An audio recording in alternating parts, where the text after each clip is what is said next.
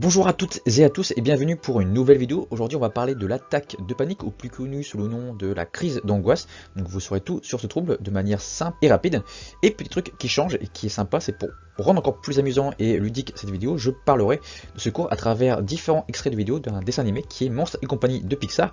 Donc restez bien jusqu'à la fin, il y a un petit bonus. Allez, c'est parti.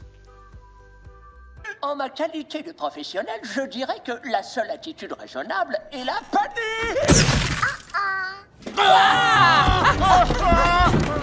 Elle approche, elle approche.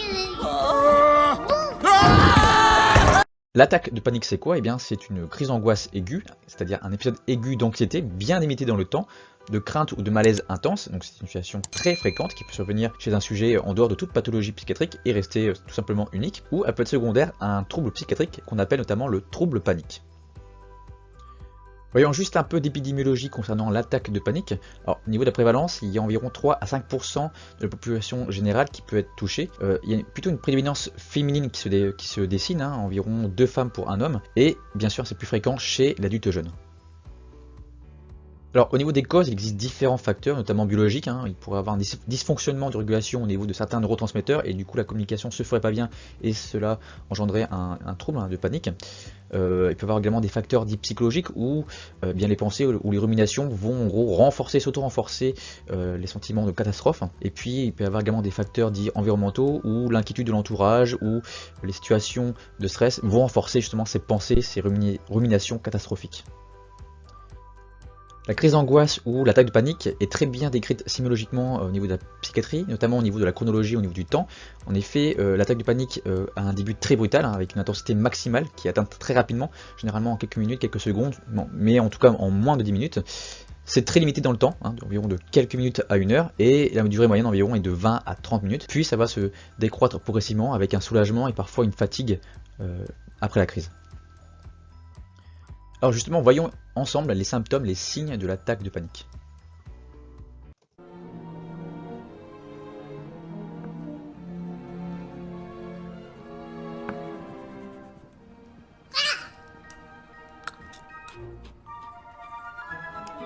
Comment c'est possible? Comment j'ai pu être aussi stupide? Je suis la ruine de la compagnie. La compagnie t'a que ce mot-là à la bouche. Et nous alors? Cette chose est une machine à tuer. Elle attend qu'on s'endort, mais l'air de rien, tu fermes l'œil. Et des proies faciles, voilà ce que nous sommes. Des proies servies dans un fauteuil. Alors écoute, j'ai un plan à l'épreuve des balles.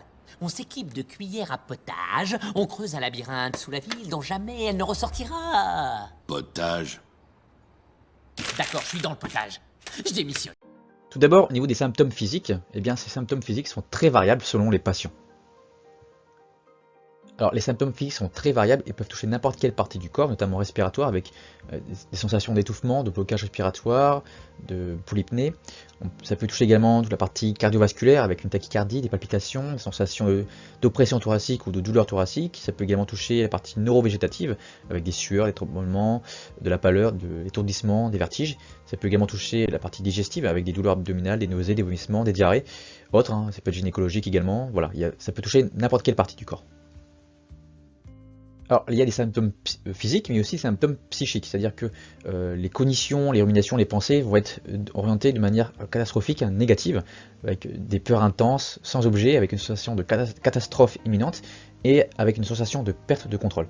Donc essentiellement, les gens vont ressentir notamment des peurs de mourir, des peurs de devenir fou, des peurs de perte de contrôle et peur d'être étouffé. Ces symptômes psychiques sont parfois associés à une dépersonnalisation, qui est un sentiment d'étrangeté, le fait de ne plus être soi-même, d'être détaché de sa propre identité physique, c'est ce qu'on appelle la désarcanation, sortir de soi, ou psychique, c'est ce qu'on appelle la désanimation. Et il peut y avoir également un sentiment de déréalisation, qui est un sentiment que le monde est irréel, étrange. Autre symptôme qu'il peut également avoir, c'est des symptômes dits comportementaux, qui sont également très variables, ça peut aller de l'agitation psychomotrice, le plus souvent c'est ça, mais ça peut aller jusqu'à l'inhibition psychomotrice, jusqu'à la sidération, et souvent avec un passage à l'acte auto-agressif qui est assez rare.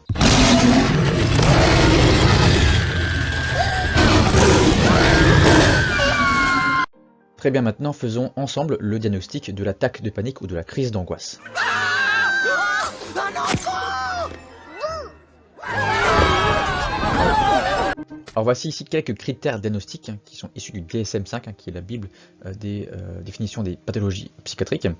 Alors, le trouble panique est limité selon une période bien limitée de crainte ou de malaise intense, qui survient de manière brutale avec un maximum en moins de 10 minutes, et avec au moins 4 symptômes, comme on l'a dit, la palpitation, les tremblements, secousses musculaires, nausées, gêne abdominale, sensation de vertige, déréalisation, dépersonnalisation, paresthésie et encore. Donc il existe deux types d'attaques de panique. L'attaque de panique dite attendue, qui est prévisible et réactionnelle, suite à une exposition brutale à un stimulus qui fait peur. Et l'attaque de panique dite non attendue, qui est non prévisible et sans facteur déclenchant, qui lui va plutôt évoquer un trouble panique.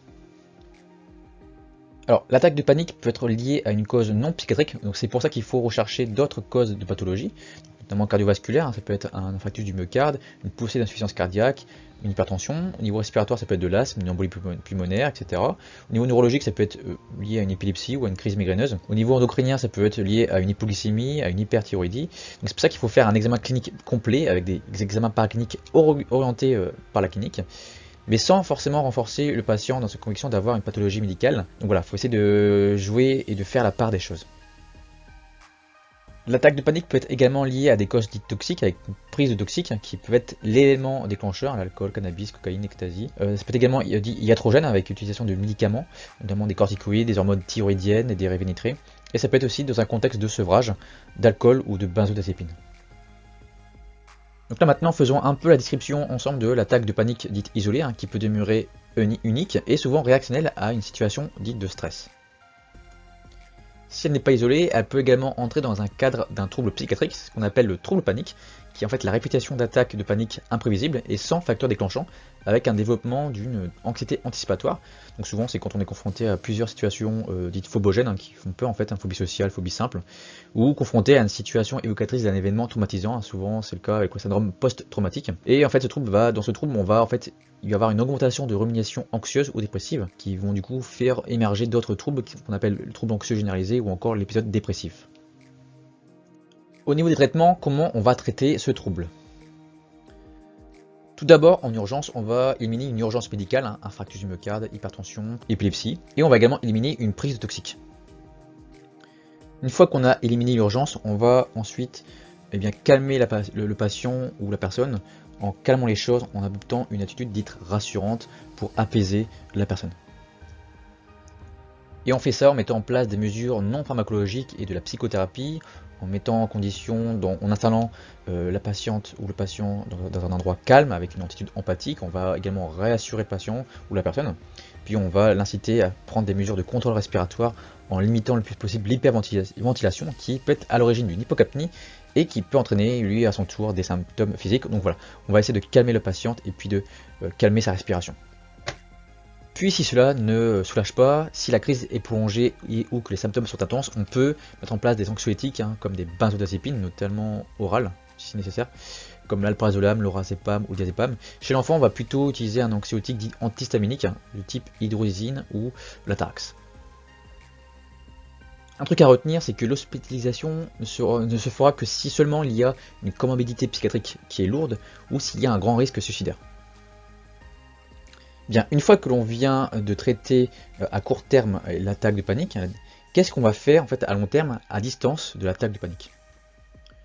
Le maître mot, c'est le temps. On va se laisser du temps pour voir comment évoluent les choses, comment évoluent les attaques de panique. Donc, généralement, c'est quelques semaines à quelques mois avec un suivi notamment mis en place. Puis, lors des suivis, on va réévaluer les choses, réévaluer le traitement ou alors les méthodes dites non pharmacologiques. Ensuite, on va voir si on a affaire en fait à un trouble dit isolé ou un trouble de panique. Et si on a affaire à une attaque de panique dite isolée, on va essayer d'informer ou en tout cas faire une éducation thérapeutique afin d'apprendre aux patients à reconnaître ces symptômes, ces signes en cas de récidive pour essayer de contrer cela. On va également mettre en place des règles hygiéno-diététiques de simples de prévention comme favoriser le sommeil, l'hygiène du sommeil, rassurer le patient, mettre en œuvre ou en tout cas de donner des nouvelles stratégies d'adaptation, ainsi cela se reproduit et favoriser encore la respiration et éviter au maximum les excitants type café, thé, alcool et drogue. Et si on est affaire à une attaque de panique due à un trouble psychiatrique, on va prendre en charge justement ce trouble psychiatrique qui est à l'origine de ces attaques de panique. Et s'il y a une répétition d'attaques de panique, on va prendre en charge ce trouble panique. Donc voilà, on va essayer de prendre en charge globalement le patient, la personne atteinte de ce trouble, afin qu'il puisse mieux vivre de ce trouble et mieux vivre sa vie. Alors ça y est, la vidéo est presque enfin terminée. Je vous laisse avec un petit extrait de la fin de Monstres et compagnie, avec un petit message subliminal qui est que rien n'est perdu tant qu'il y a de l'espoir. Ce message s'adresse surtout à celles et ceux qui sont atteints de ce trouble, mais à vous également si vous n'êtes pas atteint. Voilà, j'espère que la vidéo vous aura plu, j'espère que vous aurez appris plein de choses sur ce trouble. N'hésitez pas à vous abonner, à mettre un petit pouce bleu et à commenter, je serai très content de vous lire. Je vous laisse donc avec le petit extrait vidéo. Allez, à très très vite, prenez soin de vous, ciao.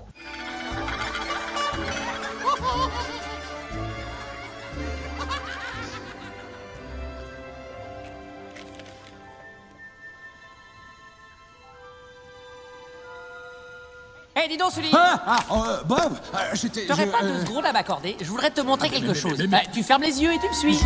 Allez, viens. Ne triche pas. Pas de petit pas, et confiance. Petit pas, tu avances et tu n'écoutes que le son mélodieux de ma voix. C'est bon, stop. Ouvre les yeux. Tada! Tu- Je sais, c'est pas une porte, c'est un puzzle. Tu sais, un coup de peinture et elle sera comme neuve. Mais elle ne s'ouvrira que si on a toutes les pièces.